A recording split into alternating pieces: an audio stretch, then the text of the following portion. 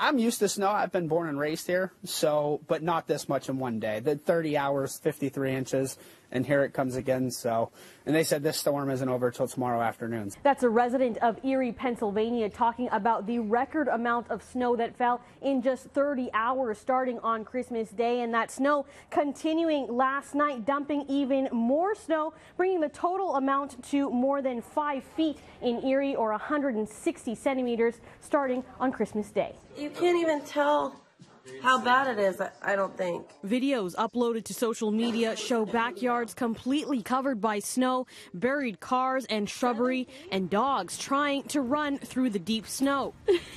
The two-day snowfall breaking a 59-year-old state record, local authorities declaring a state of emergency to free up resources and machinery to help deal with the record precipitation.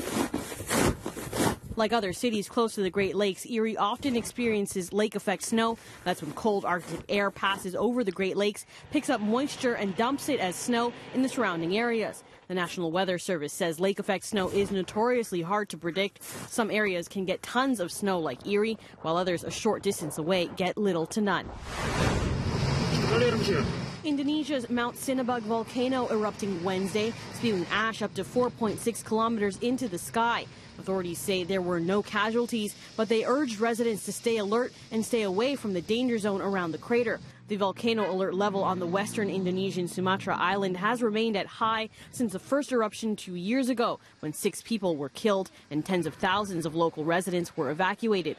According to the U.S. Geological Survey, Indonesia has nearly 130 active volcanoes, more than any other country. In the Philippines, survivors recall the horror of a deadly flood and mudslide that destroyed the remote village of Tugaya.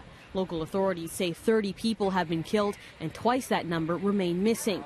Survivors say many people and most of the village were swept into the river when the hillside gave way. The devastation a result of Tropical Storm Tembin, which battered the region last week, triggering a slew of floods and mudslides.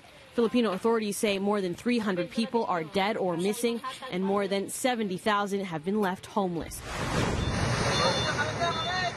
And the Philippine Coast Guard releasing new details about last week's deadly ferry accident that killed 5. About an hour after leaving port near Manila, the ferry was swamped by giant waves and then capsized. The Coast Guard says 252 people were rescued.